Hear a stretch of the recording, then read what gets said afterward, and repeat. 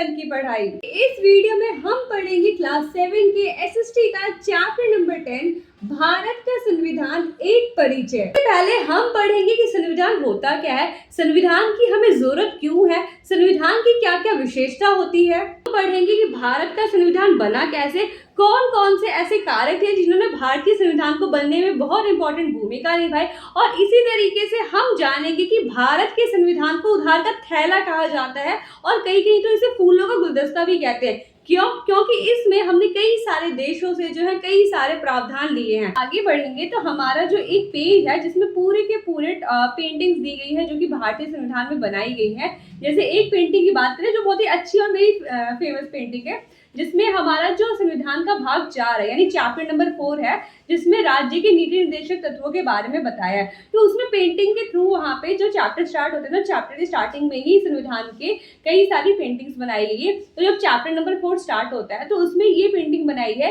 कि महाभारत का एक दृश्य दिखाया है जहाँ पे भगवान कृष्ण जो है अर्जुन को उपदेश दे रहे हैं, जो कि हमारे राज्य के नीति निर्देशक तत्वों के समान ही है कि ये सरकार को निर्देश दे रहे हैं। निर्देश का मतलब वो गाइडलाइंस दे रहे हैं, सलाह दे रहे हैं कि आपको जीवन में क्या क्या करना चाहिए। तो ये हम जो है डिटेल में पढ़ेंगे इसके बारे में। इसके अलावा हम ये देखेंगे कि भारत के संविधान की क्या क्या विशेषताएं होती है।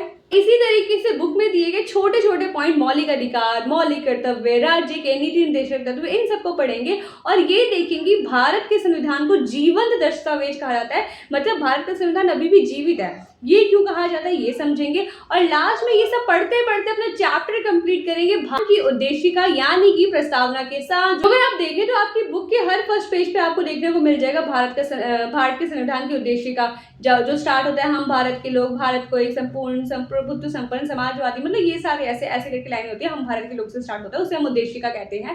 तो ये सारा जो है पढ़ते पढ़ते हम कंप्लीट करेंगे अपने इस चैप्टर को। साथ एनसीईआरटी की बुक निकालिए, पेन निकालिए और जल्दी से इस चैप्टर को कंप्लीट कीजिए।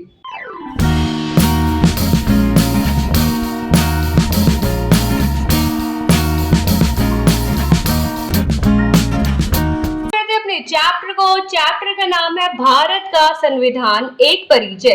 तो सबसे पहले बात करें संविधान होता क्या है, तो चैप्टर ही स्टार्ट होता है संविधान क्या है। तो संविधान को आप मान लीजिए कि एक नियमों की एक पुस्तक है जिसमें कई सारे नियम लिखे हैं कि किसी देश को कैसे चलाना है। तो इसको डेफिनेशन के रूप में कैसे लिखा गया, संविधान वह प्रलेख है, प्रलेख का मतलब होता है लेख, लिखा हुआ। तो संविधान वह प्रलेख है जो किसी देश के मूल सिद्धांतों और कानूनों को स्पष्ट रूप से निर्धारित करता है। क्या मतलब हुआ इसका, तो इसका मतलब ये हुआ कि जो संविधान जो पुस्तक है वो क्या करती है, किसी देश के सिद्धांतों को बताती है, किसी देश के कानूनों को स्पष्ट रूप से निर्धारित करती है कि उस देश की कानून व्यवस्था क्या है। तो ये जो है हमारा संविधान होता है। अब एक और चीज आपको यहाँ पे ध्यान रखनी है कि हमारा जो संविधान है वो विश्व का सबसे बड़ा लिखित संविधान है। इंपॉर्टेंट है, 1 मार्कर के लिए आप लोग याद कर लीजिए। ये जो चैप्टर है ना ये पूरा ही 1 मार्कर से भरा हुआ है, लॉन्ग आंसर से भरा हुआ है। तो आपको जो है ये चैप्टर बहुत अच्छे से करके चलना, और इंटरेस्टिंग चैप्टर भी है। अपने संविधान के बारे में हमें पता भी होना चाहिए। तो संविधान क्या होता है, एक नियमों की किताब होती है जिसमें किसी देश को कैसे चलाना है उसके बारे में बताया जाता है। और भारत का संविधान यानी इंडिया का जो संविधान है विश्व का सबसे बड़ा लिखित संविधान है। इंपॉर्टेंट इंपॉर्टेंट इंपॉर्टेंट क्वेश्चन ऐसे पूछ ले कि विश्व का सबसे बड़ा लिखित संविधान कौन सा है, तो आंसर देना है आपको भारत। और भारत का संविधान लिखित है, लिखित का मतलब होता है लिखा हुआ है, प्रिंटेड नहीं है, ये लिखा गया है। और इसे लिखा भी किसने था, प्रेम बिहारी नारायण रायजादा ने। बट हमें उनके बारे में उतना नहीं जाना, डिटेल में नहीं जाना, बस ये ध्यान रखना है आपको कि हमारा संविधान जो है वर्ल्ड का सबसे बड़ा लिखित संविधान है। अब ये भारत का संविधान लागू कब हुआ, तो भारत का संविधान लागू हुआ 26 जनवरी 1950 को। कब हुआ, 26 जनवरी 1950 को। और इसी दिन को जो है हम लोग गणतंत्र दिवस मनाते हैं, रिपब्लिक डे मनाते हैं ना, आप लोग स्कूल में जाते होंगे, परेड वरेड देखते होंगे टीवी में। तो ये 26 जनवरी 1950 को गणतंत्र दिवस मनाया जाता है। क्यों, क्योंकि इस दिन भारत का संविधान लागू हुआ था। अब मुझे लग रहा है आप में से कई बच्चों को ये नहीं पता होगा, बट आज आपको पता चल गया। तो आज आप बहुत ही गर्व से गणतंत्र दिवस को मनाएंगे कि मुझे पता है कि इस दिन जो है संविधान लागू हुआ था। तो ये ध्यान रखना है आपको 26 जनवरी 1950 को, ये भी 1 मार्कर के लिए जो है इंपॉर्टेंट पॉइंट है। इसके बाद बात करें कि भारतीय संविधान के जनक किसे कहते हैं। जनक मतलब जिनको संविधान बनाने में जिन्होंने बहुत अहम भूमिका निभाई। अच्छा, वैसे संविधान में जो है कई महान महान हस्तियां थी, बट अगर बात करें कि सबसे मेन ढांचा जो तैयार किया था वो तैयार किया था डॉक्टर भीमराव अंबेडकर ने। डॉक्टर भीमराव अंबेडकर जो कि एक दलित समाज से आते थे और उन्होंने जो है पूरे भारत के संविधान को रचने में बहुत अहम भूमिका निभाई। बहुत ही प्राउड की बात है ये। तो ये भी आपको ध्यान रखना है कि भारतीय संविधान का जनक किसे कहते हैं, तो डॉक्टर भीमराव अंबेडकर को कहा जाता है। अब यहाँ पे जो 2 पॉइंट लिखे हैं मैंने, ये क्या लिखे हैं, तो ये जैसे आप अपनी बुक में देखेंगे तो बुक में लिखा गया है कि अच्छा भारतीय, आप अपनी बुक पढ़ते होंगे, जैसे आप अपनी सोशल साइंस की बुक पढ़ रहे हैं, इसमें कई सारे चैप्टर्स हैं, कई सारे यूनिट हैं, जैसे इसमें 12 चैप्टर हैं, तो वैसे ही संविधान को भी कई सारे चैप्टर्स में बांटा गया है, कई सारे भागों में बांटा गया है। तो इसमें टोटल अगर हम देखें, मूल संविधान का मतलब होता है ओरिजिनल संविधान, मतलब जो ओरिजिनल संविधान जब लिखा गया था तो उस टाइम पे इसमें थे 22 भाग। कितने भाग थे? 22 भाग थे, ये ध्यान रखना है। और अभी कितने हो गए? अभी 25 भाग हुए हैं। क्यों? क्योंकि समय के अनुसार सब चेंज होता है, आप भी चेंज होते हैं। पहले आपके पेरेंट्स को अगर आप देखें तो उन्होंने जो है बचपन से फोन नहीं चलाया, बट आप की जो पीढ़ी है उन्होंने बचपन से फोन चलाया है। तो ये ध्यान रखना है कि समय के हिसाब से सब बदलता है। तो उसी तरीके से हमारे संविधान में भी क्या है, समय के हिसाब से चैप्टर्स को भी बढ़ाया गया, क्योंकि ऐसे कई सारे कानून बनाने की जरूरत हमें देखने को मिली, जो कि जरूरत है कि संविधान में उसको लिखा जाए। तो 3 चैप्टर्स यहाँ पे ऐड किए गए। ये ध्यान रखना है कि मूल संविधान में थे 22 भाग, पर बाद में कितने हो गए? 25 भाग हो गए। याद रहेगा? याद रहेगा। अब 8 अनुसूचियां, कई सारे इसके अंदर शेड्यूल है। कितनी शेड्यूल है, कितनी अनुसूची है?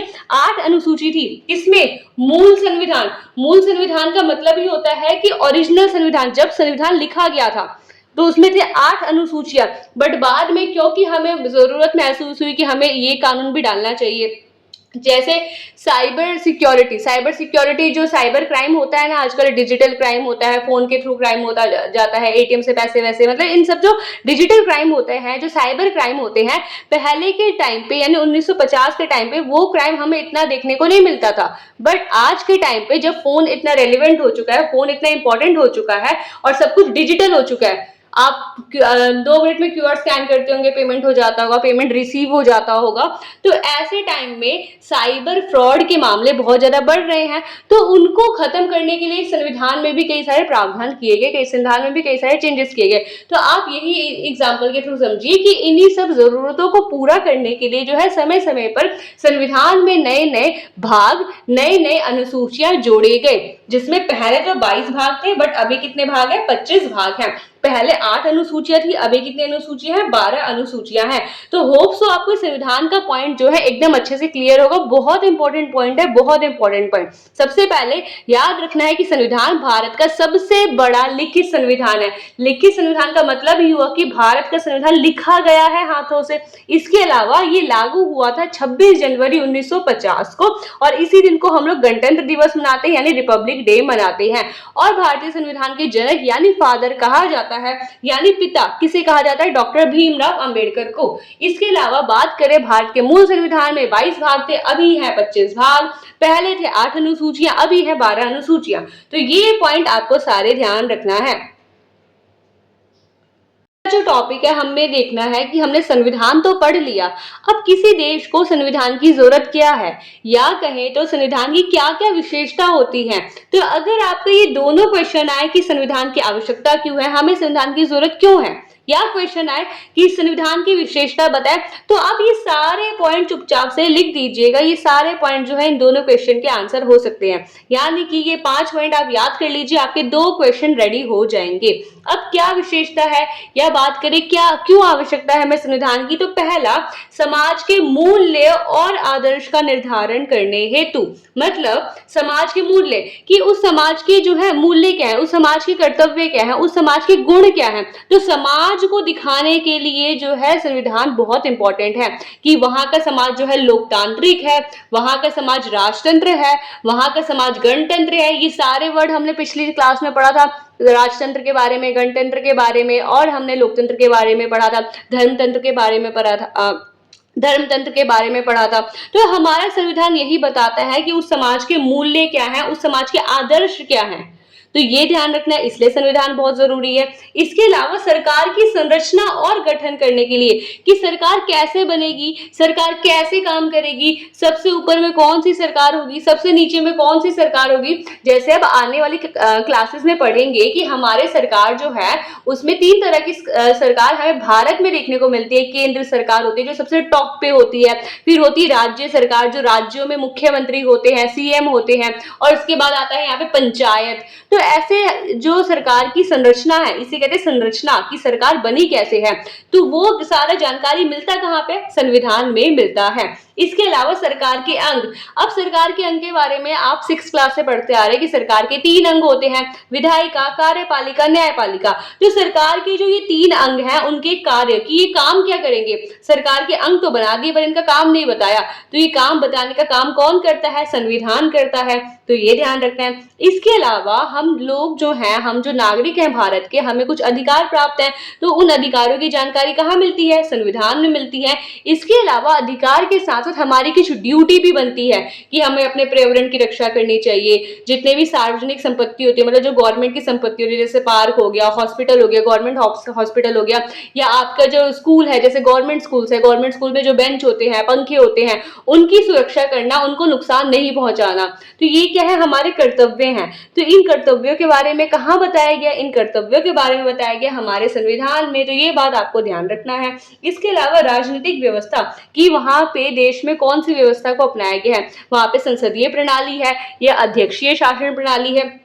मेरी आप सभी से एक रिक्वेस्ट है कि अगर आपने इससे पिछले की क्लास का जो चैप्टर जो है वो नहीं पढ़ा है तो आप पढ़ लीजिए, और इसका जो वीडियो है वो भी मैंने चैनल पे अपलोड किया है। इसका मैं लिंक आपको डिस्क्रिप्शन में दे दूंगी, क्योंकि दोनों चैप्टर जो है एक दूसरे से इंटरलिंक्ड है। संविधान को अगर आपको पढ़ना है तो इसमें कई सारे ऐसे वर्ड आते हैं जैसे विधायिका, कार्यपालिका, न्यायपालिका, नहीं पता होगा तो आप समझ ही नहीं पाएंगे होता क्या है। जैसे विधायिका कानून बनाती है, कार्यपालिका कानून को लागू करती है, और न्यायपालिका जो कानून नहीं मानेगा उसको दंड देगी। तो इन सब के बारे में जब आपको बेसिक डिटेल नहीं पता होगा तो आप मतलब आगे के चैप्टर को कंटिन्यू नहीं कर पाएंगे। तो मेरी प्लीज रिक्वेस्ट है आपसे, प्लीज देख लीजिए उस वीडियो को, या आप चैप्टर रीड कर लीजिए, नहीं समझ आया तो वीडियो भी देख लीजिए, ताकि आप आगे के टॉपिक्स को अच्छे से कनेक्ट करते हुए चल सके।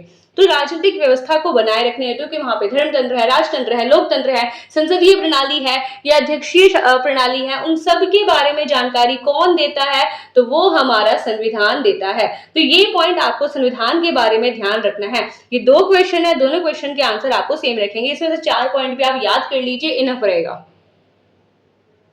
कि संविधान की जरूरत क्यों है। अब बात आती है कि संविधान बना कैसे। तो भारत के संविधान की बात की जाए ना, तो जब आजादी का टाइम पीरियड आ रहा था 1947 1947 में जो है हम लोग आजाद होने वाले थे, उस टाइम अंग्रेजों के खिलाफ जो है बहुत ज्यादा लड़ाई वड़ाई चल रही थी कि हमें आजाद करो, हमें आजाद करो। तो उस टाइम पे कई सारे नेताओं के मन में ये चीज आई कि हम आजाद तो हो जाएंगे बट अपने देश को चलाएंगे कैसे। तो उस देश को चलाने के लिए हमें क्या चाहिए, एक नियमों की पुस्तक चाहिए, नियमों की किताब चाहिए। और बात आती है संविधान की कि अब हमें जो है अपने देश का संविधान बनाना चाहिए। तो हमारा देश जो है आजाद हुआ था 15 अगस्त 1947 को, है ना, 1947 को हमारा देश आजाद हुआ था। तो उससे 1 साल पहले क्या होता है, संविधान सभा का गठन किया जाता है, यानी कि 1946 में। ये डेट आपको ऐसे याद रखनी है कि आजादी मिली 1947 में, और उससे 1 साल पहले ही संविधान सभा बन गई कि हम बनाएंगे भारत का संविधान। तो 1946 में संविधान सभा का गठन हुआ। अब इस संविधान सभा में कितने लोग थे, क्या पूरे भारत के लोग आके संविधान बनाने वाले थे, बिल्कुल भी नहीं। तो इसमें क्या था, जो संविधान सभा के सदस्य थे उनका चुनाव हुआ था, और जब उनका चुनाव हुआ था तो उसमें से टोटल 389 सदस्य चुने गए जो कि भारत के संविधान को बनाने वाले थे, भारत की जो है भाग्य रेखा को बनाने वाले थे, आप ऐसा समझिए। अब इसमें सदस्य कौन कौन से थे, तो ये सदस्य मेनली विभिन्न क्षेत्रों सामाजिक वर्गों का प्रतिनिधित्व करते थे। अब विभिन्न क्षेत्रों मतलब उत्तर भारत से, दक्षिण भारत से, पूर्व भारत से, पश्चिम भारत से, मध्य भारत से, मतलब हर जगह के लोग जो है यहाँ पे शामिल थे इन सदस्यों में। इसके अलावा सामाजिक वर्ग का मतलब क्या? सामाजिक वर्ग का मतलब हुआ कि इसमें महिलाएं भी शामिल थे, पुरुष भी शामिल थे, आदिवासी भी शामिल थे, जनजाति भी शामिल थे, दलित भी शामिल थे। मतलब कोई ऐसा वर्ग नहीं था समाज का जो इसमें शामिल ना हो। तो ये सारे जो वर्ग इसमें शामिल थे वो जो है भारत के लोगों को प्रतिनिधित्व करते थे। प्रतिनिधित्व का मतलब होता है रिप्रेजेंट करते थे कि भारत के लोगों ने उन्हें अधिकार दिया है, जो ये 389 सदस्य चुन के गए थे कि आप जो है जाइए और जाके भारत के संविधान को बनाइए। तो इसमें भारत की सभी जनता नहीं शामिल थी, बल्कि भारत की जनता द्वारा जो चुने गए लोग थे, यानी 389 सदस्य थे, उन्होंने जाके भारत के संविधान को बनाया। अब ये तो ठीक है, हो गया, भारत आजाद हो गया 15 अगस्त 1947 को। अब क्या होता है, जब हमें आजादी मिलती है तो आजादी किसके साथ मिलती है? विभाजन के साथ। विभाजन क्या? भारत और पाकिस्तान बटा था, तो विभाजन हुआ था भारत और पाकिस्तान का। तो अब जो सदस्य 389 सदस्य थे, इसमें पाकिस्तान के भी कुछ नेता शामिल होंगे। तो अब क्या होते हैं, वो नेता चले जाते हैं पाकिस्तान, और पाकिस्तान वाले बोलते हैं कि हम अपना अलग संविधान बनाएंगे। तो भारत के जो 389 सदस्य थे विभाजन के बाद कितने रह जाते हैं? 299 तक रह जाते हैं। मतलब इसमें से लगभग 70-80 तो ऐसे ही नेता जो है पाकिस्तान की ओर चले जाते हैं, पाकिस्तान में मिल जाते हैं। मतलब लगभग 90 नेता, हाँ, लगभग 90 नेता जो ऐसे थे जो कि पाकिस्तान में शामिल हो गए थे, क्योंकि भारत पाकिस्तान जो है बट गया था। तो ये आपको ध्यान रखना है कि आरंभ में 389 सदस्य थे, बट जब विभाजन हो गया, भारत बट गया, तो उसके बाद 299 यानी 299 सदस्य थे। और सबसे सबसे सबसे इंपॉर्टेंट टॉपिक कि इसमें कितनी महिलाएं थी। भाई हमने अभी देखा कि हर सामाजिक वर्ग के लोग इसमें शामिल थे, तो इसमें महिलाएं भी शामिल थी, तो इसमें थी 15 महिलाएं शामिल। ये आपको ध्यान रखना है। 299 सदस्य विभाजन के बाद थे और महिलाएं जो है इसमें 15 महिलाएं थी। तो ये संविधान के निर्माण के बारे में आपको ध्यान रखना है कि भारत के संविधान जो है बनाया था संविधान सभा ने। पढ़ा कि संविधान बनाया किसने? संविधान सभा ने। तो संविधान सभा के बारे में थोड़ा सा जान लेते हैं। तो जब कोई भी सभा होती है, तो कोई भी मीटिंग होती है, तो सबसे पहले तो कोई ना कोई मीटिंग हुई होगी। तो सबसे पहली जो बैठक हुई थी संविधान सभा की, वो कब हुई थी? तो वो हुई थी 9 दिसंबर 1946 में। आपको ये डेट याद रखनी है कि सबसे पहली मीटिंग कब हुई? 9 दिसंबर 1946 को। अब आप मुझे बताइए कि जब भी कोई मीटिंग होती है तो उसको कोई ना कोई तो लीड करेगा, कोई ना कोई तो वहां पे अध्यक्ष होगा। अब क्या होता है, कहानी सुनिए यहाँ पे। तो पहले दिन सारे नेता, सारे सदस्य जो है शामिल होते हैं कि हम जो है संविधान बनाएंगे, संविधान रेडी करेंगे, संविधान पे चर्चा करेंगे। तो जब सारे लोग इकट्ठा होते हैं तो ये महसूस होता है कि हमें किसी ना किसी को तो अध्यक्ष बना लेना चाहिए। अब सब लोग सोचते हैं अध्यक्ष बनाए तो बनाए किसे, इतनी जल्दी पहली मीटिंग के अध्यक्ष कहाँ से लेकर आए। तो ये निर्णय लिया जाता है कि संविधान सभा में जो सबसे बूढ़े व्यक्ति हैं, जो सबसे बुजुर्ग हैं, यानी सच्चिदानंद सिन्हा, उनको जो है हम अध्यक्ष बना लेते हैं कुछ समय के लिए। तो इसलिए ये याद रखना है कि संविधान सभा के अंतरिम मतलब जो अस्थायी है, परमानेंट नहीं है, अभी थोड़े समय के लिए बनाए गए हैं, तो अंतरिम और अस्थायी अध्यक्ष जो है डॉक्टर सच्चिदानंद सिन्हा को बनाया गया। ये मैंने कहीं और से इंफॉर्मेशन नहीं ली है। आप बोलेंगे बुक में तो ऐसा दिया नहीं, बुक में दिया है। अगर आप अपने बुक के पेज नंबर को देखेंगे तो यहाँ पे ये लिखा भी हुआ है कि सच्चिदानंद सिन्हा ने जो है क्या बात बोली। तो यहाँ पे लिखा है संविधान सभा के अंतरिम अध्यक्ष का मतलब ही होता है अस्थायी अध्यक्ष, जो कि कौन थे? डॉक्टर सच्चिदानंद सिन्हा थे। तो ये ध्यान रखना है। यहाँ पे जितनी भी मैंने डिटेल लिखी, ये बहुत इंपॉर्टेंट है, बहुत इंपॉर्टेंट है। आपको 1 मार्कर के लिए तो बहुत अच्छे से याद कर लेना है, और ये बहुत इंटरेस्टिंग भी है। तो अस्थायी अध्यक्ष बनाया गया, कुछ समय के लिए बनाया सच्चिदानंद सिन्हा को। क्यों? क्योंकि वो सबसे बुजुर्ग व्यक्ति थे, और ऐसा माना जाता है कि जो बुजुर्ग होते हैं वो बहुत ही अनुभवी होते हैं। तो ये आपको ध्यान रखना है, किसको बनाया? सच्चिदानंद सिन्हा को बनाया। अब यहाँ पे अगली मीटिंग हो जाती है। जब अगली मीटिंग होती है तो सोचते हैं कि चलो भाई अस्थायी की जगह हम लोग स्थायी बना लेते हैं, मतलब एक परमानेंट अध्यक्ष बना देते हैं जो योग्य हो। तो देखा जाता है डॉक्टर राजेंद्र प्रसाद को। राजेंद्र प्रसाद जो है उस टाइम पे बहुत पढ़े लिखे, बहुत विद्वान इंसान थे, तो उनको सोचा जाता है कि उनको जो है हम अध्यक्ष बनाते हैं। तो सारे सदस्यों से पूछा जाता है क्या हम राजेंद्र प्रसाद को अध्यक्ष बनाए? सब बोलते हैं हाँ बनाइए बनाइए, और बन जाते हैं राजेंद्र प्रसाद वहां पे संविधान सभा के अध्यक्ष, जो कि स्थायी थे। और ये क्या थे? ये अंतरिम थे। डॉक्टर सच्चिदानंद सिन्हा अंतरिम थे। उसके बाद बात करें कि संविधान ठीक है, देख लिया 1946 में जो है ये हो गया। अब यहाँ पे हमारे संविधान को बनने में लगभग लग जाते हैं 3 साल। 3 साल संविधान को बनने में लग जाते हैं। और अगर हम एग्जैक्ट डेट की बात करें तो लगभग लगे थे 2 वर्ष, 2 साल लगे थे, 11 महीने 18 दिन। लगभग इतना समय जो है हमारे संविधान को बनने में लगा था। इतने सालों की मेहनत के बाद फाइनली हो जाता है भारत का संविधान तैयार, और वो डेट होती है 26 नवंबर 1949। 1949 को भारत का संविधान पूरी तरीके से तैयार हो जाता है। इसके लिए एक वर्ड यूज किया गया है यहाँ पे, अंगीकरण। क्वेश्चन बहुत इंपॉर्टेंट है, ये याद कर लीजिएगा, ये थोड़ा सा इंपॉर्टेंट हो जाता है। क्वेश्चन ये बन के आया कि भारत का संविधान कब बनकर तैयार हुआ, तो 26 नवंबर 1949 को बनकर तैयार हुआ। या क्वेश्चन ऐसे पूछ ले कि भारत का संविधान कब अंगीकृत हुआ, तो अंगीकृत का मतलब ही हुआ कि 26 नवंबर 1949 को जो है उसने रूप धारण किया। वो पूरा संविधान तो बनके तैयार हो गया 1949 में, और इसको लागू किया जाता है 26 जनवरी 1950 को।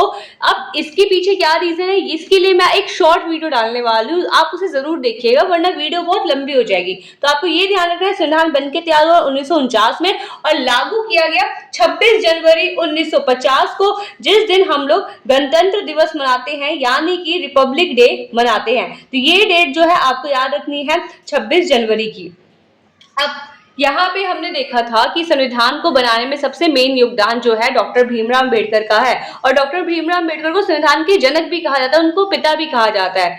अब क्यों ऐसा कहा जाता है, तो अगर हम देखें जो संविधान को ढांचा दिया, उसका जो प्रारूप बनाया, प्रारूप मतलब ऊपर ऊपर से ये सब बता दिया कि ये चीजें इसके अंदर होनी चाहिए, तो वो जो निर्माण करने का मेन कार्य था वो था प्रारूप समिति का, और उस प्रारूप समिति के जो अध्यक्ष थे वही थे डॉक्टर भीमराव अम्बेडकर। और इन्होंने जो है संविधान का मसौदा मतलब कि एक तरह से आधार तैयार किया। आधार मतलब जैसे अगर आपके घर का आधार बनेगा तभी ना उसके बाद आप मंजिल बना पाएंगे, तो उसी तरीके से इन्होंने भारत के संविधान का आधार तैयार किया, मसौदा तैयार किया, और उसी पे आगे चल के जो है बाकी सारे सदस्यों ने जो है संविधान को बनाने में अहम भूमिका निभाई। तो ये तो रही हमारे भारतीय संविधान के निर्माण के बारे में इंपॉर्टेंट जानकारी, आपको याद रखना है। टॉपिक बनता है कि जो भारतीय संविधान है उसको आकार देने में कौन कौन से कारकों ने अहम भूमिका निभाई। अभी हमने इसमें देखा था कि इसमें टोटल 25 भाग है, 12 अनुसूचियां हैं। तो ये जो 25 भाग है, 12 अनुसूचियां, ये कैसे बनी, इसको आकार देने में, ये 25 भाग लाने में किस किस कारकों ने अहम भूमिका निभाई, यही कारक हमें पढ़ने हैं।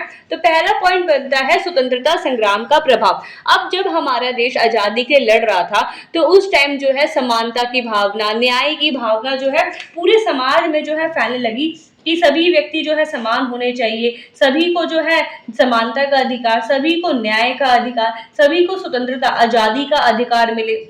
तो इन सभी भावनाओं ने जो है, इन सभी चीजों ने जो है संविधान को आकार देने में, कि संविधान में इन चीजों का भी समावेश होना चाहिए, बहुत अहम भूमिका निभाई। इसके अलावा हमारी भारतीय सभ्यता, हमारी जो संस्कृति ही रही है कि हम लोग ये मानते हैं कि पूरा विश्व जो है हमारा भाई है, हमारा भाई बंधु है। वसुदेव कुटुंबकम, वसुदेव कुटुंबकम का मतलब ही होता है कि पूरा विश्व मेरा है, पूरा विश्व मेरा कुटुंब है, परिवार है। तो ये भारतीय सभ्यता, अपनेपन की भावना, भाईचारे की भावना, प्रकृति के प्रति जो है हमारा सम्मान, कि यहाँ पे नदियों को भी माता माना जाता है, यहाँ पे गाय को भी माता माना जाता है। तो ये जो भारतीय सभ्यता थी और विरासत थी, इसने भी जो है भारतीय संविधान को आकार देने में बहुत अहम भूमिका निभाई। और सबसे इंपॉर्टेंट यहाँ पे आता है कि बस इन्हीं चीजों ने, केवल इन्हीं चीजों ने नहीं, बल्कि हमने विश्व से भी कई सारे ऐसे सिद्धांतों को, ऐसे तत्वों को शामिल किया है जो भारतीय संविधान में बहुत इंपॉर्टेंट भूमिका निभाते हैं। जैसे सबसे इंपॉर्टेंट है ये चीज, आपको बहुत अच्छे से ध्यान कर लेना है, बहुत अच्छे से, वेरी वेरी इंपॉर्टेंट, बहुत इंपॉर्टेंट है, याद कर लीजिए इसको। जैसे बात करें फ्रांस से, तो फ्रांस से हमने क्या क्या लिया, तो फ्रांस से हमने स्वतंत्रता, समानता और बंधुत्व।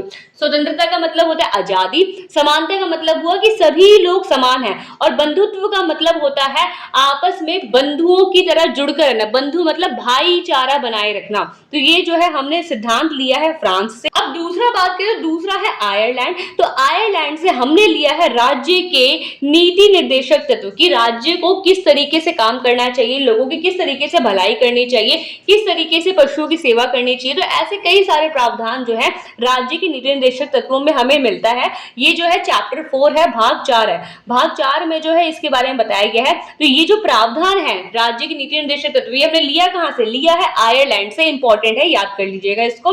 अब बात करें अमेरिका। अब अमेरिका का संविधान अगर आप देखें तो विश्व में सबसे पहला संविधान था जो लिखा गया था, और सबसे पहला जो संविधान अमेरिका का ही बना गया था।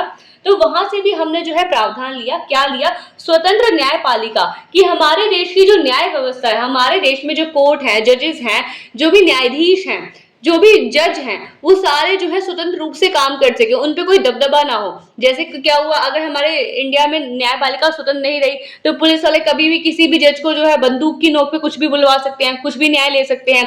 तो इन सबको कम करने के लिए, इन सबको खत्म करने के लिए जो है हमने स्वतंत्र न्यायपालिका का प्रावधान लिया। कहां से लिया? अमेरिका से लिया। तो ये पॉइंट प्लीज आप याद कर लीजिएगा, सच्ची में बहुत इंपॉर्टेंट है, आ सकता है एग्जाम में और आएगा, डेफिनेटली एक क्वेश्चन आएगा। क्वेश्चन ऐसे बन सकता है कि स्वतंत्रता, समानता और बंधुत्व का सिद्धांत भारतीय संविधान में कहां से लिया गया? तो आप बोलेंगे फ्रांस से लिया गया। फिर क्वेश्चन ऐसे बन गया कि स्वतंत्र न्यायपालिका का प्रावधान कहां से लिया? तो आप बोलेंगे अमेरिका से लिया गया। तो ये चीजें आपको ध्यान रखनी है। तो भारतीय संविधान की विशेषता जानने से पहले एक बार रिवाइज कर लेते हैं, जो हमने पढ़ा था पिछले चैप्टर से हम लोग पढ़ते आ रहे हैं। जैसे हमने पहले पढ़ा था कि सरकार के कितने अंग होते हैं, आप तो एकदम एक्सपर्ट हो चुके हैं। कितने अंग होते हैं? 3 अंग होते हैं। विधायिका होता है, कार्यपालिका होता है और न्यायपालिका होता है। और ये तीनों जो होते हैं एक दूसरे से इनका शक्तियों का पृथक्करण होता है। पृथक्करण का मतलब होता है ना तो विधायिका इनके मामले में इंटरफेयर करेगी, ना तो कार्यपालिका इनके मामले में इंटरफेयर करेगी, मतलब सभी जो है एक दूसरे से स्वतंत्र हैं। ये हमने पढ़ा था। इसके अलावा विधायिका क्या करती है? विधायिका का नाम आते ही कानून के हाथ बहुत लंबे होते हैं, यानी कानून बनाती है विधायिका। अब अगला क्वेश्चन, अगला इसमें पॉइंट क्या है? प्रधानमंत्री की अगुवाई में कार्यपालिका इन कानूनों को लागू करती है। कार्यपालिका क्या करती है? कानूनों को लागू करती है। और कार्यपालिका में कौन शामिल होते हैं?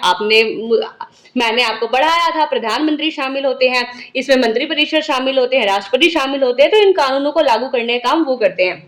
इसके अलावा न्यायपालिका क्या करती है? न्यायपालिका ये देखती है कि सभी जो कानून बने, अगर सरकार कोई कानून बना रही है तो उसमें सभी के लिए न्याय सुनिश्चित हो, किसी के साथ अन्याय ना हो। इसके अलावा अगर कोई कानून को नहीं मानता तो उसको दंड भी कौन देगा? न्यायपालिका देगा। तो ये हमने पढ़ लिया था। इसके अलावा सरकार जो है कितने हिस्सों में बटी होती है? 3 हिस्सों में। अब आप ना कंफ्यूज हो सकते हैं, ये है सरकार के अंग जिसकी मदद से सरकार काम करती है। बट सरकार को ही अगर हम बांटे तो 3 हिस्सों में हम सरकार को बांटते हैं, जिसे त्रिस्तरीय व्यवस्था कहते हैं। एक होती है केंद्र, एक होती है राज्य और एक होती है स्थानीय। जैसे ये ट्रायंगल हमारे लिए, सबसे टॉप पे कौन होता है? सबसे टॉप पर जो होता है यहाँ पे केंद्र होता है, केंद्र सरकार होती है। इसके नीचे आएंगे यहाँ पे, तो यहाँ पे राज्य सरकार होती है। और सबसे नीचे जो है पंचायत होता है, जिसे स्थानीय सरकार कहा जाता है। तो ये सरकार की त्रिस्तरीय व्यवस्था, इसको याद कर लीजिएगा। इसके अलावा कुछ कार्य और, अच्छा, ये जो केंद्र सरकार है, राज्य सरकार है और पंचायत है, इन्होंने जो है अपना काम बांट लिए हैं। तो जो इंपॉर्टेंट काम है वो किसके पास है? केंद्र सरकार के पास। और जो थोड़े कम इंपॉर्टेंट है या कहीं स्थानीय क्षेत्र के लिए इंपॉर्टेंट है तो वो पंचायत को दे दिए, राज्य को दे दिए। तो ये वाले पॉइंट भी अब आपको ध्यान रखना है। अब हम आते हैं अपने नेक्स्ट टॉपिक पे, करते हैं भारतीय संविधान की क्या क्या विशेषता होती है। कि इससे पहले हमने जो संविधान की विशेषता पढ़ी थी वो संविधान की विशेषता थी कि किसी भी देश के संविधान में क्या क्या विशेषता होती है। बट ये जो विशेषता हम पढ़ रहे हैं, ये पढ़ रहे हैं कि भारत के संविधान की क्या क्या विशेषता है। तो सबसे पहली विशेषता है कि संविधान जो है, जो भारत का संविधान है, वो सरकार के अंगों, उनके कार्यों और उनके कर्तव्यों को परिभाषित करता है कि विधायिका क्या करेगी, कार्यपालिका क्या करेगी, न्यायपालिका क्या करेगी, जो सब लोग जो है कैसे कैसे काम करेंगे। तो ये कौन बता रहा है? ये संविधान बता रहा है, संविधान परिभाषित कर रहा है। इसके अलावा हम सभी नागरिकों को जिनकी उम्र 18 साल या उससे अधिक है, उनको वोट देने का अधिकार है, मतदान का अधिकार है। तो ये अधिकार भी किसने दिया है? संविधान ने दिया है। इसके अलावा अब यहाँ पे पॉइंट आता है राज्य के नीति निर्देशक तत्व। अभी मैंने आपको बताया था कि राज्य के नीति निर्देशक तत्व हमने कहाँ से लिए थे? आप बताएंगे आयरलैंड से लिए थे। तो ये जो राज्य के नीति निर्देशक तत्व लिया, अब ये होता क्या है? इसका वर्णन जो है हमारे संविधान के भाग 4 में किया गया, यानी चैप्टर 4 में किया गया, जिसमें बताया गया है कि संविधान ने सरकार कुछ निर्देश दिए हैं कि आपको जो है लोगों के कल्याण के लिए, देश के कल्याण के लिए जो है इन कदमों का प्रयास करना चाहिए। जैसे कुछ नीति निर्देशक तत्वों में बोला गया है कि सभी मजदूर जो होते हैं उनके काम करने की बेहतर सुविधा हो, कि जहां पे वो काम करने जा रहे हैं वो एरिया सही हो, एरिया साफ हो, एरिया क्लीन हो। इसके अलावा उनको मतलब ज्यादा से ज्यादा जो है उनको वेतन मिले। ये बात जो है राज्य के निर्देशक तत्वों में बोली गई है। इसके अलावा इसमें ये भी बोला गया कि पर्यावरण को जो है बढ़ावा देना चाहिए। इसके अलावा इसमें ये भी बोला गया कि जो शराब होते हैं, नशीले पदार्थ होते हैं, हानिकारक पदार्थ होते हैं, ड्रग्स हो गए, इन सबको जो है सरकार को बंद करना चाहिए। तो ये अगर आप देखें ना, ये सारे जो है सरकार को निर्देश हैं। सरकार माने या ना माने, सरकार की मर्जी है। तो ये जो है राज्य के नीति निर्देशक, निर्देशक का मतलब निर्देश दिया जा रहा है सरकार को कि अगर आपको मानना है तो मानो, नहीं मानना तो मत मानो। तो ये वाला याद रखना है। इसके अलावा अगला जो आता है मौलिक अधिकार। मौलिक अधिकार सबसे इंपॉर्टेंट है, हमें ये जो है सभी नागरिकों को प्राप्त है। कितने मौलिक अधिकार होते हैं? टोटल 6 मौलिक अधिकार होते हैं, और कोई भी व्यक्ति अगर किसी के मौलिक अधिकार का उल्लंघन करता है तो उसे के खिलाफ जो है हम न्यायालय में यानी कोर्ट में जा सकते हैं। मौलिक अधिकार कौन कौन से? जैसे स्वतंत्रता का अधिकार हो गया, समानता का अधिकार हो गया, बाल मजदूरी नहीं कर सकता कोई, इसके अलावा सभी को कोई भी धर्म अपनाने का अधिकार हो गया। तो ये सारे जो है हमारे मौलिक अधिकार होते हैं जो कि नागरिकों को प्राप्त होते हैं, और हमें टोटल 6 मौलिक अधिकार मिले हुए हैं। और अगर कोई भी आपके मौलिक अधिकार का उल्लंघन करता है, आप पे पाबंदी लगाता है, आपके साथ बुरा व्यवहार करता है, आपको नीची जाति का समझता है, तो इसके आधार पे अगर कोई आपका अपमान करे या फिर आपके अधिकारों का हनन करे तो आप जा सकते हैं न्यायालय। तो ये वर्णन कहाँ मिलता है? मौलिक अधिकार में। अब आप बोलेंगे इसके खिलाफ हम न्यायालय में जा सकते हैं, क्या ये नीति निर्देशक तत्वों के खिलाफ हम न्यायालय में जा सकते हैं? नहीं जा सकते। क्यों? क्योंकि ये सरकार को एडवाइस दे रहा है, सलाह दे रहा है, बट ये जो है सरकार को मानना ही मानना है कि अगर कोई किसी के कानून का उल्लंघन करता है तो न्यायालय में भेजो, उसको दंड दो। बट यहाँ पे जो है सरकार पे ऐसा कोई वो नहीं है कि सरकार को जो है मानना ही मानना है। जैसे अगर आप खुद देखें, नशीले पदार्थ जैसे शराब हो गया, ड्रग्स हो गया, तंबाकू हो गया, ये सारे पदार्थ क्या हमारे भारत में हमें देखने को नहीं मिलते? मिलते हैं। सरकार चाहे तो इन पे बैन भी कर सकती है, सरकार ना चाहे तो वो ऐसे इसको बिकने भी दे सकती है। तो ये सरकार की मर्जी है और इसके खिलाफ जो है हम न्यायालय नहीं जा सकते। इसके बाद बात करें मौलिक कर्तव्य की, तो मौलिक कर्तव्य मतलब अब हमें तो कुछ अधिकार भी मिले हैं कि हमें ये जो है अधिकार मिले, हमें ये सारी सुविधाएं मिली हैं, बट हमारे कुछ कर्तव्य भी तो बनता है। कर्तव्य बनता है कि हम अपने समाज का भला करें, सभी लोग जो है एक साथ मिलजुल कर रहें, सभी में भाईचारे की भावना बनी रहे, हम अपने पर्यावरण को नुकसान ना पहुंचाएं। तो ये सारे जो होते हैं ये होते हैं हमारे मौलिक कर्तव्य। और हमें टोटल कितने मौलिक कर्तव्य मिले हैं? टोटल 11 मौलिक कर्तव्य हमें मिले हैं। ये बात आपको ध्यान रखना है। संविधान की विशेषता पूछे, भारतीय संविधान की विशेषता, तो आप ये सारा पॉइंट उसमें डाल दीजिएगा। बढ़ने से पहले इस पेज को थोड़ा सा निहार लेते हैं, जिसमें सबसे पहले बात की समानता का अधिकार। हमारे संविधान में टोटल 395 अनुच्छेद हैं, 395 अनुच्छेद है, मतलब टॉपिक्स है इसके अंदर 395, जिसमें अगर बात करें अनुच्छेद 14 की, आर्टिकल 14 में जो है हमें समानता का अधिकार दिया गया कि किसी व्यक्ति के साथ उसके धर्म के आधार पे, जाति के आधार पे, लिंग के आधार पे भेदभाव नहीं किया जा सकता। तो ये जो है अनुच्छेद 14 में बात बोली गई है। इसके अलावा हमें स्वतंत्रता का अधिकार है, हमें आजादी है, हमें अपने जीवन को जीने का अधिकार है, तो अनुच्छेद 21 में बोला गया है। इसके बाद बात करें शोषण के विरुद्ध अधिकार कि कोई बाल मजदूरी नहीं करेगा, बंधुआ मजदूरी नहीं करेगा, ये इसमें बताया गया। शिक्षा का अधिकार कि 6 से लेकर 14 साल तक के बच्चों को जो है मुफ्त स्कूली शिक्षा जो है प्रदान करा जाए। कि शिक्षा का अधिकार हमें कहाँ दिया है? तो अनुच्छेद 21A में जो है हमें शिक्षा का अधिकार दिया गया है। एक और यहाँ पे पॉइंट याद रखना है कि जीवन का अधिकार हमें कहाँ दिया? जीवन का अधिकार मतलब कि आप जो है खुद ब खुद सुसाइड भी नहीं कर सकते, आत्महत्या भी नहीं कर सकते। आप ये जानते हो आत्महत्या करने की कोशिश करता है और अगर उसे पकड़ ले तो पुलिस उसको जेल में भी डाल सकती है। क्यों? क्योंकि उसने अपने जीवन के अधिकार का जो है हनन किया है, वो अपनी सुसाइड कर अपनी जान ले रहा है। तो अनुच्छेद 21 बोलता है कि कोई जो है आत्महत्या भी नहीं कर सकता। तो ये अनुच्छेद 21 के तहत हमें जीवन का अधिकार दिया गया कि हम अपनी पूरी इज्जत के साथ जो है जिंदगी को जी सकते हैं। तो अनुच्छेद 21 में बोला गया है। ये जो है हमारे राज्य के निर्देशक तत्व दिए गए हैं, मौलिक कर्तव्य, मौलिक अधिकार दिए गए हैं। आप इनको रीड कर लीजिएगा, जो जो मैंने आपको समझाया था वही सारी चीजें जो है यहाँ पे बताई गई हैं। आता है कि भारतीय संविधान को ना बोला जाता है कि भारतीय संविधान बना था 1950 में, लागू हुआ था, बट अभी तक संविधान जीवित है। यहाँ पे जीवित होने का क्या मतलब है? जीवित होने का मतलब ये है, अच्छा जैसे कोई इंसान जीवित होता है तो उसके शरीर में कई बार कई सारे चेंजेस होते हैं, उंगलियां बढ़ रही हैं, नाखून बढ़ रहे हैं, बाल बढ़ रहे हैं। जब इंसान जीवित है तभी ये सारी चीजें होती है। तो उसी तरीके से हमारा भारतीय संविधान भी एक जीवंत दस्तावेज है, एक जीता जागता दस्तावेज है, जिसमें समय के हिसाब से हम लोग चेंजेस करते रहते हैं कि समय के अनुसार कुछ चेंजेस इंपॉर्टेंट है, समय के साथ कुछ परिवर्तन होने चाहिए। तो उसी परिवर्तन को जो है संविधान में शामिल किया जाता है, जिसे हम लोग संशोधन कहते हैं। संविधान में समय समय पर आवश्यक परिवर्तन किए जाते हैं, जिसे संशोधन कहा जाता है।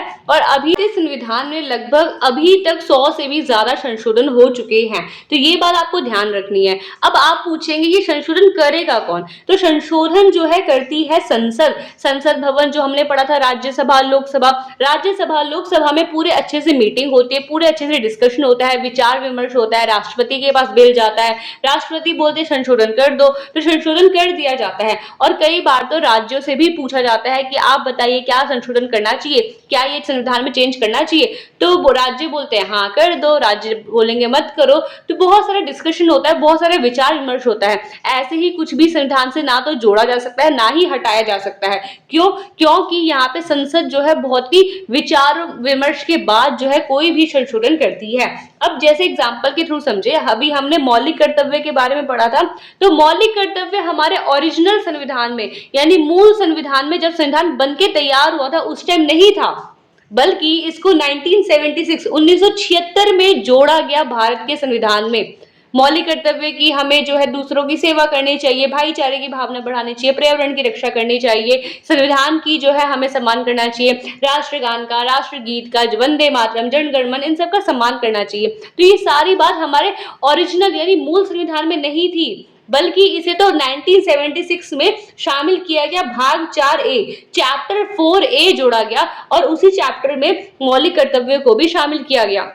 इसके अलावा 1992 में 1992 में आपने इससे पहले की क्लास में पंचायत के बारे में पढ़ा था, तो वो पंचायत जो है पहले हमारे संविधान में नहीं था, बल्कि 73वां संविधान संशोधन मतलब 73 इससे पहले 72 संशोधन हो चुके थे और 73 नंबर पे जो है पंचायती व्यवस्था में संशोधन, पंचायती व्यवस्था को जो है संविधान में शामिल किया गया।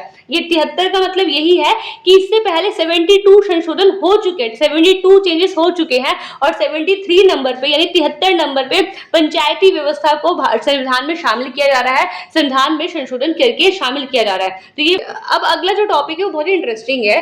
अब आप जो है 26 जनवरी को या 15 अगस्त को जब स्कूल में जाते होंगे तो झंडा फहराते होंगे, बहुत ज्यादा सेलिब्रेशन करते होंगे।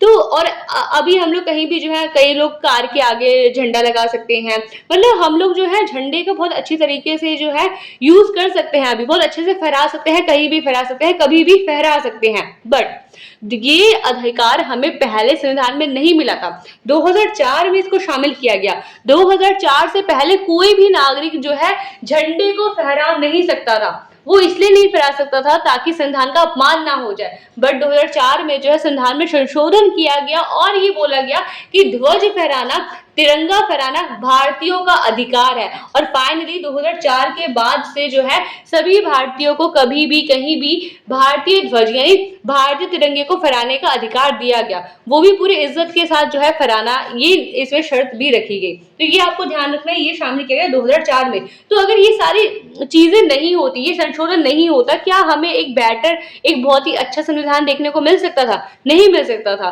क्योंकि समय के हिसाब से हमारी जरूरतें भी तो चेंज होती है, समय के हिसाब से आप भी तो चेंज हुए, तो उसी तरीके से संविधान में भी तो कई बार चेंजेस की जरूरत होती होगी। 1950 में संविधान बेचारा बनके तैयार हुआ है, तो क्या समय के हिसाब से इसमें चेंजेस नहीं करने होंगे? करने होंगे। तो यही चेंजेस हमारा संशोधन कहलाता है।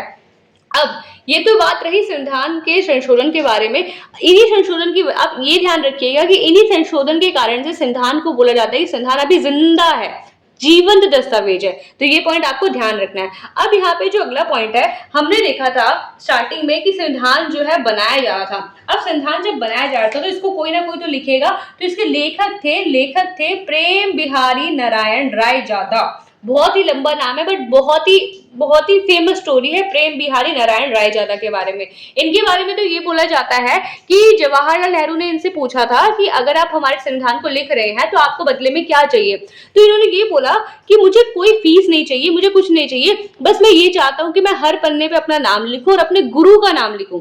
मतलब बहुत अच्छी बात है, बहुत अच्छी स्टोरी भी है ये, कि प्रेम बिहारी जो है कुछ नहीं चाहते थे, वो बस यही चाहते थे कि हर पेज पे, मतलब संविधान के जितने भी पेजेस वो लिखे रहे हैं उन हर पेजेस पे वो अपना नाम लिखे और साथ ही साथ अपने गुरु का भी नाम लिखे। तो ये बहुत अच्छी बात है, आपको ध्यान रखना है ये प्रेम बिहारी नारायण रायजादा के बारे में। और इनकी राइटिंग इतनी अच्छी थी, इन्होंने इटैलिक फॉन्ट, इटली का जो फॉन्ट होता है उसमें अपने हमारे संविधान को लिखा। तो ये बहुत ही फेमस इंसान, और इनके प्रति हमारे मन में श्रद्धा भाव रहना चाहिए कि एक ऐसे इंसान ने जिन्होंने बदले में कुछ नहीं लिया और पूरे के पूरे 300-400 पन्नों की पूरी किताब ही लिख दी। तो ये आपको ध्यान रखना है। अब इसमें ना जैसे आपको इमेजेस में दिख रहा होगा, हमारे संविधान में ऐसे ऐसे कई सारे पेंटिंग्स, ऐसे कई सारी सजावट की गई है। कहीं पे जो है कहीं पे जो है सांची के स्तूप को दिखाया गया है, तो कहीं पे जो है महाभारत के टाइम पीरियड को दिखाया गया है, तो कहीं पे कोई मंदिर दिखाया गया है। तो ये सारी जो पेंटिंग्स बनाई गई है, इसको जो सजावट दी गई है, आप भी अपना स्कूल का प्रोजेक्ट बनाते होंगे तो पेजेस पे फूल पत्ती ये सब बनाते होंगे, उसको सजाते होंगे। उसी तरीके से हमारे संविधान को सजाने का काम किया था नंदलाल बोस ने। इन्होंने अकेले नहीं किया था, इनके कई सारे जो है पार्टनर्स हैं, उन्होंने जो है भारतीय संविधान को सजाने में अहम भूमिका निभाई। तो ये पॉइंट जो है आपको ध्यान रखना है, और ये पॉइंट जो है बहुत लोगों को नहीं पता होता है, बट आप उनमें से एक होंगे जिनको ये बारे में पता होगा कि संविधान लिखा प्रेम बिहारी नारायण रायजादा ने, वो भी फ्री ऑफ कॉस्ट। इसके अलावा इसको सजाया नंदलाल बोस ने। समझते हैं भारत के संविधान की उद्देशिका यानी प्रस्तावना के बारे में। तो जो इमेज आपको यहाँ पे दिख रहा है, ये हमारे संविधान की उद्देशिका या जिसे हम प्रस्तावना भी कहते हैं। मतलब जैसे कि हम बोले अगर हमारे संविधान का कोई ब्रीफ मतलब कोई सारांश दिया जाए, कोई समरी दी जाए, तो ये समरी हमारी प्रस्तावना है, जिसमें हमारे प्रस्तावना को पढ़ के पता चल जाता है कि हमारे संविधान में क्या क्या चीजें हमें दी गई है। जैसे आप पढ़ेंगे, हम भारत के लोग, भारत को एक संपूर्ण प्रभुत्व संपन्न, ये सारी जो है दी गई है। इसमें जो है कई सारे वर्ड आ रहे हैं, जैसे बोल रहे हैं हम भारत के लोग। तो हम भारत के लोग क्या है, मतलब संविधान सभा के जो सदस्य थे वो भारत के लोगों को दिखाते हुए कह रहे हैं कि हम भारत के लोग भारत को एक संपूर्ण प्रभुत्व संपन्न लोकतांत्रिक गणराज्य बनाने के लिए। अब यहाँ पे प्रभुत्व संपन्न लोकतांत्रिक गणराज्य का मतलब क्या है? मतलब ये है कि यहाँ पे जो सबसे ज्यादा सर्वोच्च शक्ति प्राप्त है वो जनता को प्राप्त है, क्योंकि इंडिया में लोकतांत्रिक व्यवस्था है।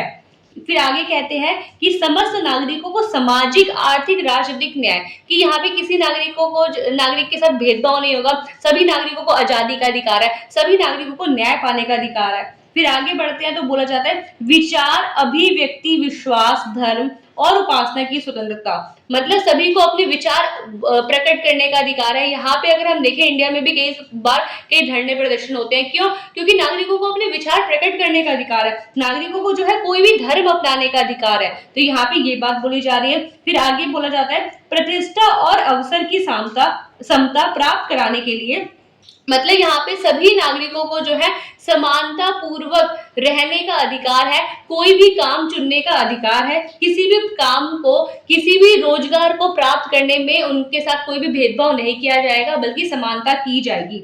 फिर आगे बोला जाता है तथा उन सब में व्यक्ति की गरिमा और एकता और अखंडता सुनिश्चित कराने के लिए करने वाली बंधुता बढ़ाने के लिए, मतलब यहाँ पे क्या बोला जा रहा है कि व्यक्ति की गरिमा, और व्यक्ति की गरिमा मतलब व्यक्ति की सम्मान, और राष्ट्र की जो गरिमा है, राष्ट्र के सम्मान को बढ़ावा देने के लिए, और उस समय बंधुता मतलब भाईचारे की भावना को बढ़ाने के लिए जो है आज संविधान, अपने इस संविधान सभा में आज तारीख 26 नवंबर 1949 को एतद द्वारा संविधान को अंगीकृत अधिनियमित आत्मसमर्पित करते हैं। मतलब यहाँ पे संविधान सभा के सदस्य जो है हमारे भारत के लोगों को दिखाते हुए बता रहे हैं कि आज 26 नवंबर 1949 को जो है हम इस संविधान को अंगीकृत कर रहे हैं, इस संविधान को अपना रहे हैं। तो ये आपको संविधान की उद्देशिका के बारे में ध्यान रखना है। अगर हम कुछ इंपॉर्टेंट पॉइंट जो यहाँ पे हमें दी गई है टॉपिक, जैसे संप्रभु, हमारे इसमें जो है बोला गया प्रभुत्व संपन्न लोकतांत्रिक गणराज्य बनाने के लिए, मतलब यहाँ पे संप्रभु का मतलब क्या होता है? तो संप्रभु का मतलब होता है कि यहाँ पे जो सरकार होती है वो निर्णय लेने के लिए किसी पे निर्भर नहीं है, कि सरकार जैसे इंडिया की गवर्नमेंट सोचे कि चलो हम चाइना से सलाह लेते हैं, नहीं, हम नहीं ले देंगे। अगर देखिए कि पाकिस्तान वाले हमें कुछ बोल रहे हैं, चाइना वाले हमें कुछ बोल रहे हैं, अमेरिका वाले कुछ बोल रहे हैं, तो हम किसी की नहीं सुनेंगे, बल्कि हम अपनी मानेंगे। तो यहाँ पे वही बोले, सरकार निर्णय लेने में पूरी तरह स्वतंत्र है, यहाँ पे कोई बाहरी हस्तक्षेप की हमें जरूरत नहीं है कि कोई बाहरी शक्ति अमेरिका बोले, चाइना बोले, उसके अनुसार हम काम करें, नहीं। भारत जो है संप्रभु है। इसके बाद बात करें गणराज्य, तो गणराज्य तो हमने कितनी बार पढ़ लिया। गणराज्य का मतलब होता है कि राजा का शासन नहीं होगा, बल्कि वहां पे, तो गणराज्य के बारे में तो हमने कितनी बार पढ़ लिया कि गणराज्य का मतलब ये होता है, कितनी बार पढ़ लिया कि गणराज्य में जो सर्वोच्च नेता होते हैं, जो राष्ट्र के अध्यक्ष होते हैं, वो निर्वाचित होते हैं। यहाँ पे राजा का बेटा राजा नहीं बनता है, बल्कि यहाँ पे जिसको चयन किया जाता है, जिसका चुनकर जो भी आता है उसको जो है अध्यक्ष बनाया जाता है राष्ट्र का। तो ये गणराज्य व्यवस्था है। भारत एक गणराज्य व्यवस्था है, गणराज्य भी है, लोकतंत्र भी है। गणराज्य इसलिए है क्योंकि यहाँ की जो राष्ट्र अध्यक्ष यानी जो राष्ट्रपति है वो चुनकर आते हैं, और लोकतंत्र इसलिए है क्योंकि यहाँ पे सबसे ज्यादा पावर किसके पास है? जनता के पास प्राप्त है। अब बात करें समाजवादी, तो समाजवादी का मतलब ही होता है समानता, कि सरकार जो है समाज के सभी वर्गों में समानता का व्यवहार करेगी, समाज के सभी वर्गों में समान लाभ, समान उत्पादन को प्रदान करेगी। पंथ निरपेक्ष, पंथ का मतलब होता है धर्म, मतलब राज्य का कोई भी धर्म नहीं होगा। यहाँ पे इसका क्या मतलब हुआ? इसका मतलब ये हुआ कि राज्य जो है किसी भी धर्म को बढ़ावा नहीं दे सकता, ना ही किसी धर्म का प्रचार प्रसार कर सकता है, क्योंकि राज्य जो है एकदम तटस्थ है, एकदम मतलब ना तो इस पक्ष में जाऊंगा ना तो इस पक्ष में जाऊंगा। राज्य इस तरीके से जैसे यहाँ पे कुछ हिंदू है, यहाँ पे कुछ मुस्लिम है, पर राज्य बोलते ना तो मैं हिंदू के पास जाऊंगा ना तो मैं मुस्लिम के पास जाऊंगा, मैं तो एकदम रहूंगा तटस्थ। क्यों? क्योंकि भारत है पंथ निरपेक्ष देश, यहाँ पे राज्य का कोई भी धर्म नहीं होता, बट यहाँ के नागरिकों को कोई भी धर्म अपनाने, चाहे वो हिंदू धर्म अपनाए, बौद्ध धर्म अपनाए, जैन धर्म अपनाए, मुस्लिम धर्म अपनाए या सिख धर्म अपनाए, तो यहाँ के नागरिकों को जो है कोई भी धर्म अपनाने का अधिकार है। इसके अलावा अगला जो यहाँ पे वर्ड आता है बंधुता, बंधुता का मतलब होता है भाईचारे की भावना को बढ़ाना, कि हम सब जो है मिलजुल कर रहें, मिलजुल कर काम करें। तो आप जो है होप से इस वर्ड को समझ में आ गया होगा। एक बात आपको यहाँ पे ध्यान रखनी है कि जो समाजवादी और ये जो पंथ निरपेक्ष शब्द है, ये जो दोनों वर्ड है, ये हमने जो है हमारे मूल संविधान में नहीं थे, बल्कि हमने संशोधन करके इसको जोड़ा गया।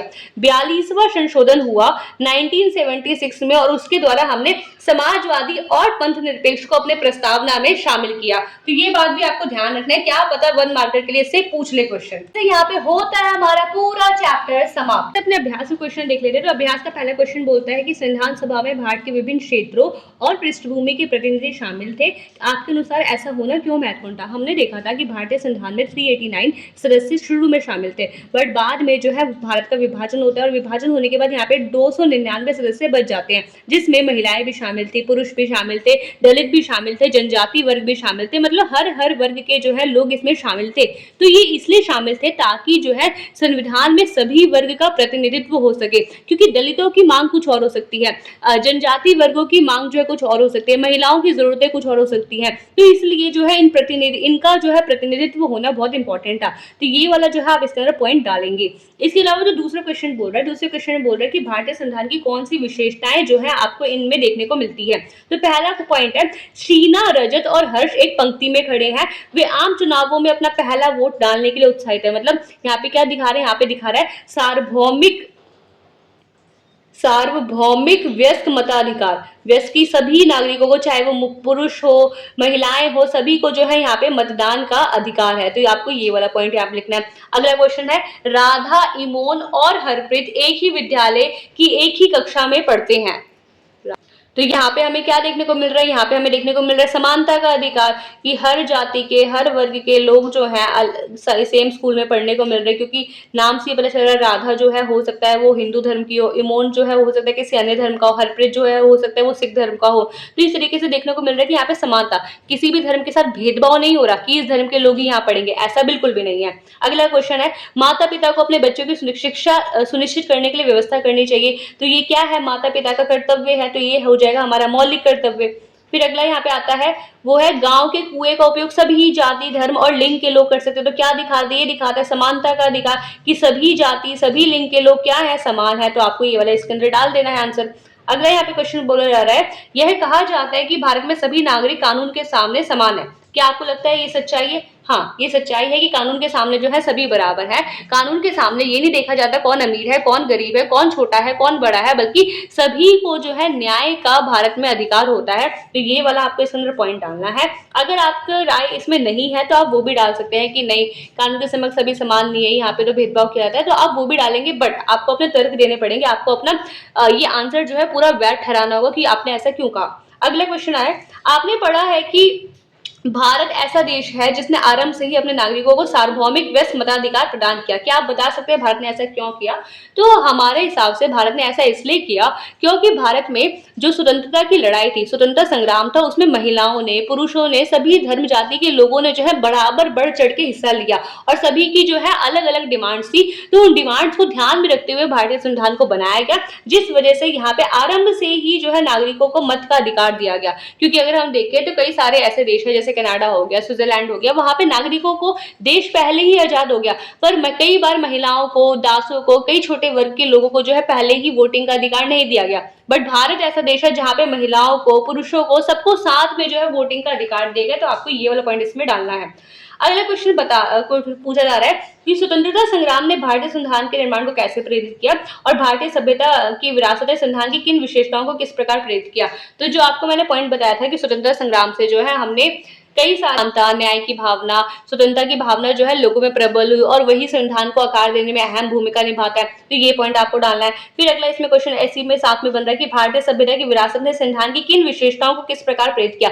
तो हमने देखा कि हमारी विरासत रही है, हमारी सभ्यता रही है कि हम लोग भाईचारे के भावना से रहे, बंधु की भावना से, भाई बंधु की भावना से जुड़े, तो वो हमें मौलिक कर्तव्य में देखने को मिलती है। इसके अलावा ये अवधारणा है वसुदेव कुटुंबकम की। भारत में वसुदेव कुटुंबकम का बहुत चलता है। वसुदेव कुटुंबकम का मतलब यही हुआ कि पूरा पृथ्वी, पूरा विश्व जो है मेरा परिवार है। तो ये भाईचारे की भावना को दिखा रहा है, जिसने कि हमारे मौलिक कर्तव्य में हमें देखने को मिलता है, ये राज्य की नीति निर्देशक तत्वों में हमें देखने को मिलता है। तो इस तरीके से ये वाला पॉइंट आप इसमें लिख सकते हैं।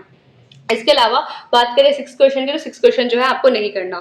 हाँ, आपका आज का होमवर्क मुझे कमेंट करके जरूर बताएं कि 8 में से आपके कितने स्कोर रहे, और इसका आंसर आपको हमारे व्हाट्सएप चैनल पे मिल जाएगा, जिसका लिंक डिस्क्रिप्शन में दिया गया है।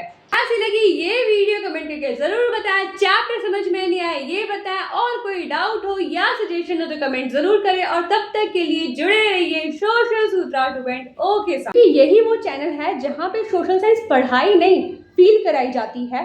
तो सब्सक्राइब कर लीजिए सोशल सूत्रा 2.0 चैनल पे और हमारे साथ जुड़े रहिए। Thank you so much.